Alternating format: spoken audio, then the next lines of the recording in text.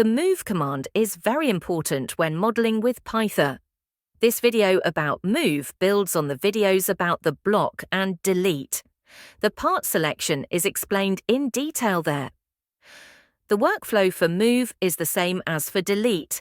Open the Part Tools 1 menu either via this icon or via the Part Tools 1 button in the vertical menu. Activate the move command. The input prompt appears and asks which parts you want to move.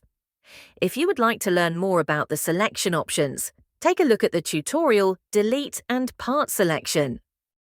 I select the block here at the front with a left click and confirm the selection with the middle mouse button. A little tip at this point. If you know that you only want to select one part, as here, you can also select it directly with the middle mouse button. The respective part is then both selected and confirmed with this click. This eliminates one work step. After you have confirmed the part selection, you must specify where you want to move, and so specify the direction and distance of the movement. There are various methods available for this, which I will now show you. Depending on the task, one or the other method may be more suitable.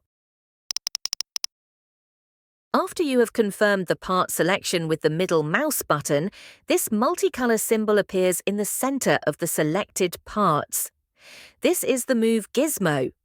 We can use it to interactively move parts quick and easy. To do this, I left-click on the gizmo. The selected parts now stick to my mouse cursor and can be moved to any position using the mouse. With the next left click, I drop the parts at the new position. The command ends automatically. I activate Move again in the vertical menu and select the block with a left click.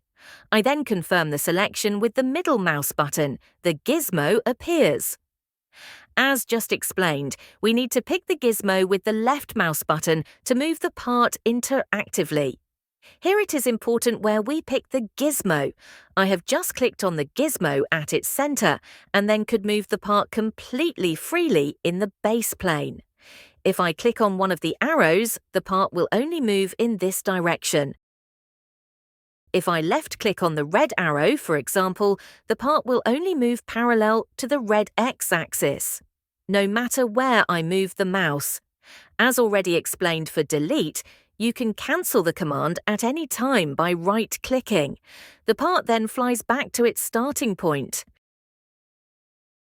You can also combine the gizmo movement with a number input. It works like this. I activate the Move command again and select the block with the left mouse button.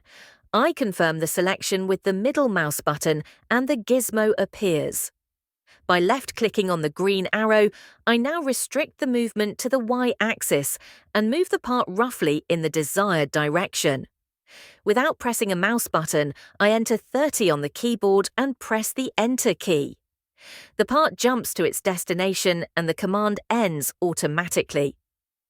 So we have just moved the part exactly 30 millimeters along the y-axis.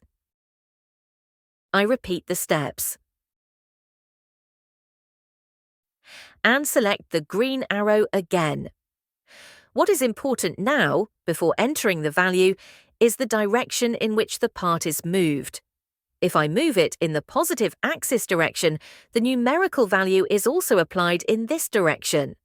If, on the other hand, I move it in a negative direction, the value is applied in this direction. So I don't have to pay attention to a positive or negative sign when entering the number.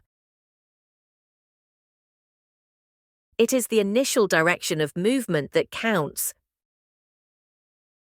But the gizmo can do even more. Once again, I activate Move, select the block and confirm the selection with the middle mouse button.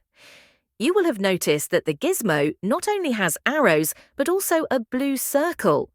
You can use this circle to rotate the part selection in the base plane. To do this, click on the circle with the left mouse button and interactively rotate the part in the desired direction. Another left click places it at the current angle. Pytha also has its own command for rotating parts in Part Tools 1 menu. This offers many more options. Think of the circle on the gizmo as a small shortcut for simple applications. The gizmo is still visible after rotating. The move command is therefore still active. You can now either use the other gizmo functions or end the command with a right click. Please always make sure that you pick the symbols of the gizmo in the right place. The mouse cursor always shows which mode the left click would activate. At the moment, this is the X direction. Have you noticed that Pytha occasionally provides information on special functions in the input prompt? Here, for example, you can now find out that you can hide the gizmo by pressing the G key on the keyboard. Press the G key again to show it again. The second note on immediately drag is also useful. To use this function, do not pick the gizmo. First, hold down the Control key on the keyboard, then click on any point of the selected parts with the left mouse button as a guide point. I use this one, here at the front of the block. The picked guide point now sticks to the mouse cursor together with the part. If I move the mouse over the existing geometry, you can see how the guide point literally jumps to certain elements. This process is called snapping, and has the great advantage that objects can be placed with absolute precision, even though they are only guided interactively. The mouse cursor always shows what is currently being snapped to. At the moment, it is a point, now the center of the edge, and now the center of the face. By the way, I hold down the Control key all the time. That's why the block jumps to the other parts on its own. As soon as I release the Control key, my selected parts only move in the base plane. So much for moving with the gizmo. In many applications, you want to move parts by an exact value. As shown above, you could use gizmo for this and enter a numerical value. But there is also a quicker way. Activate the Move tool and select your parts. This time, we will simply ignore the gizmo. The input prompt asks for the distance. dx, dy, dz shows us that the distance of the displacement must be entered, parallel to the x, y, and z axis. Strictly watch the order of input x, y, z. For example, if I want to move the selected block by 150 mm in the x direction, I enter 150 for the x direction, then (0) for the y direction, and (0) for the z direction. The zeros mean that no movement should take place in this direction. Press the Enter key to carry out the movement. If we now want to move the same block by 50 mm in the y direction, we enter 0. As this time no movement is to take place in the x direction, 50, 0, enter. And if we now want to move the block by 60 mm in the z direction, the input is 0, 0, 60.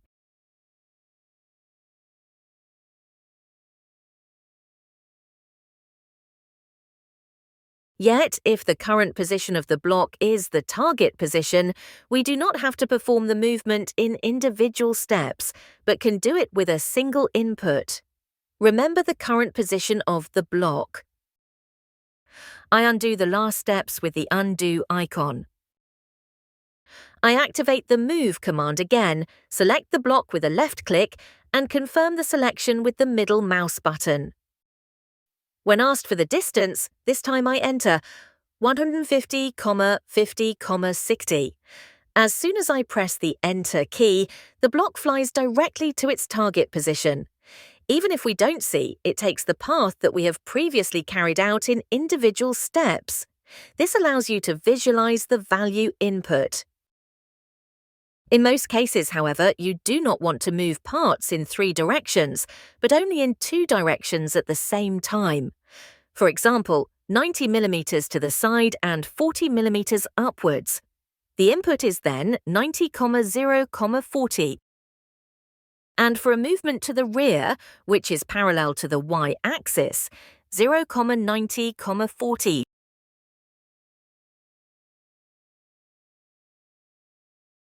In the previous examples, we always moved the parts in the positive axis direction. So in my example, to the right, backwards and upwards. However, you can of course also move the parts in the opposite direction. To do this, simply enter a negative value. For example, if I enter the displacement for this block as 40, 0, 0, it will move 40 millimeters to the right.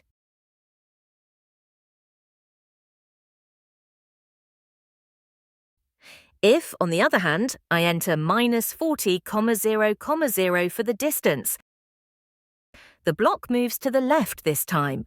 In other words, in the opposite direction. However, a direction specification, to the left or to the right, is not clear. If I rotate the view of my project, the right side is now on the left and vice versa.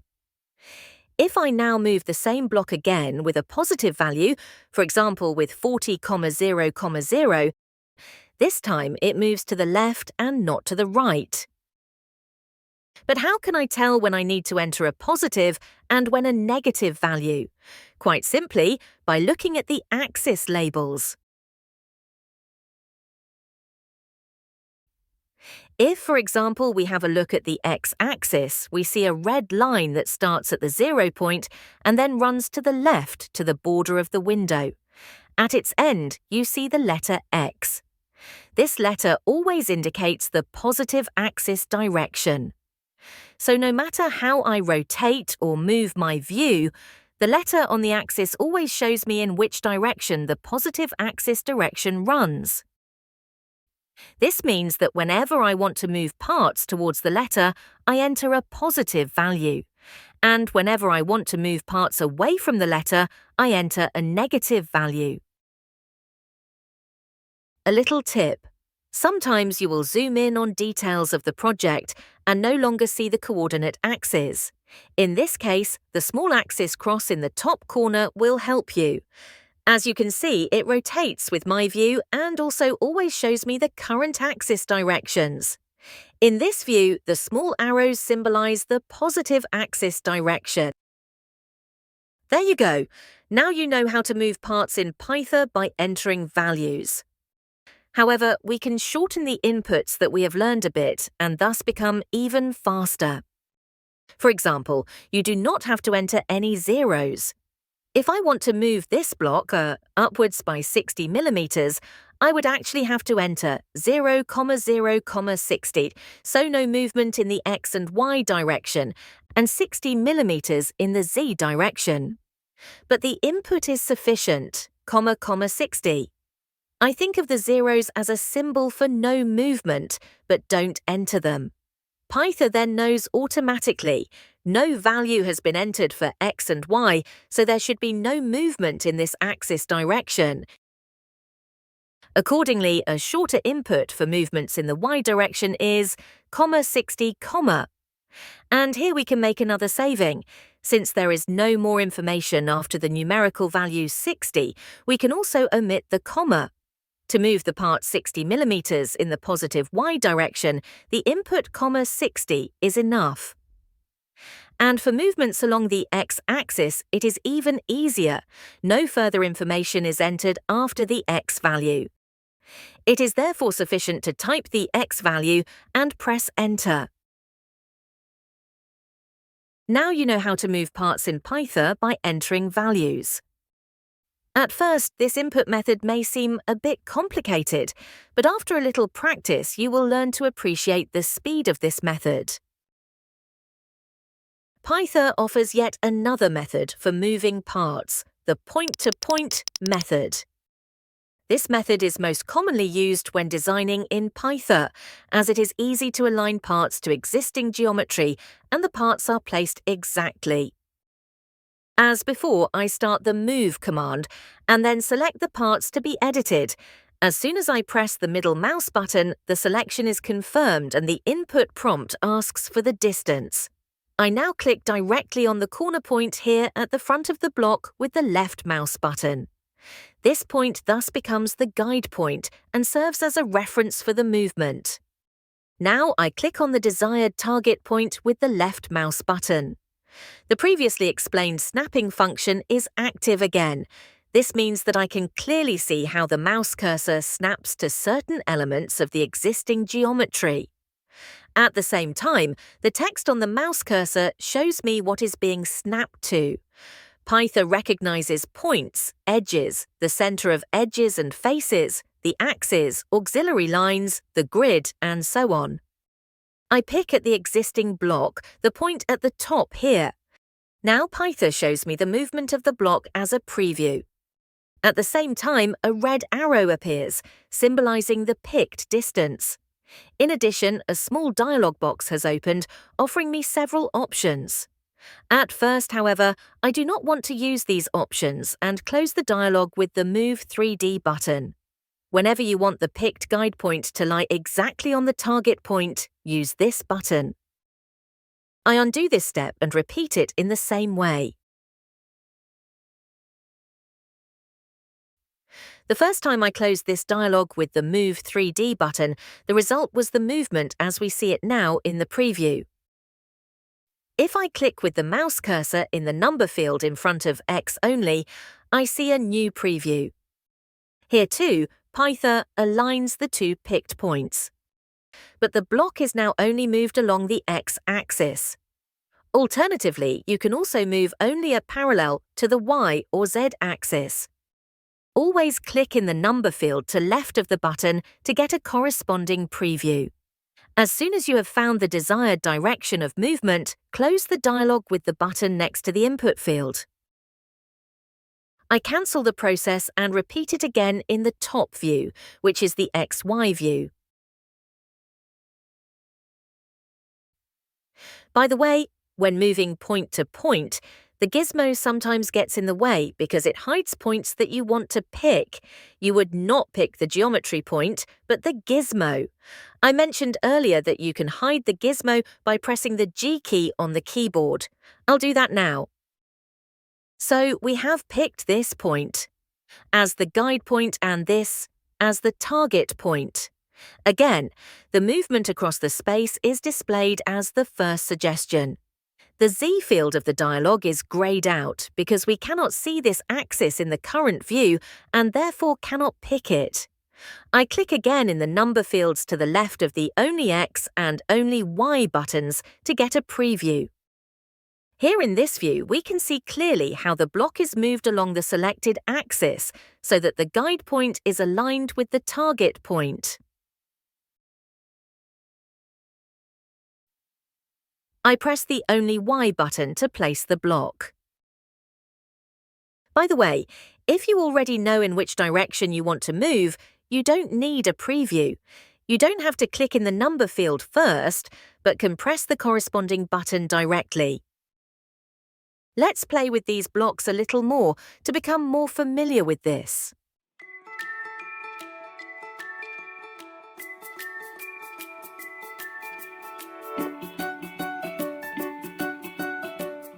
If the current preview already corresponds to the desired movement, you can simply press the middle mouse button to confirm.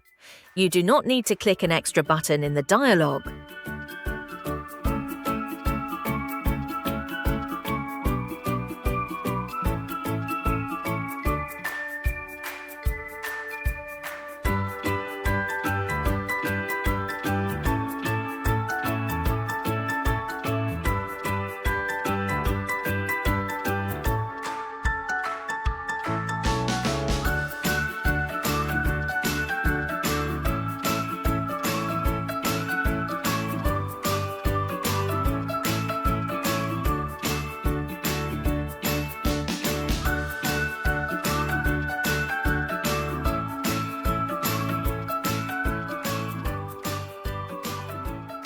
But the little dialog not only offers us a useful preview of the result.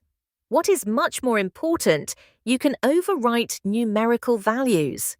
At the moment, they show me the exact distance between the two picked points. I can now simply overwrite these numbers with any other values. Pytha then only uses my pick to give the direction, but the value I have entered by hand as the distance. And you can even enter any mathematical formulas in the number field. I repeat the same step again and add -10 to the picked value. Enter. Pytha calculates the picked value -10 for us and then moves the part accordingly. As a result, we get a gap of 10 millimeters between the two blocks. I repeat the work steps once again.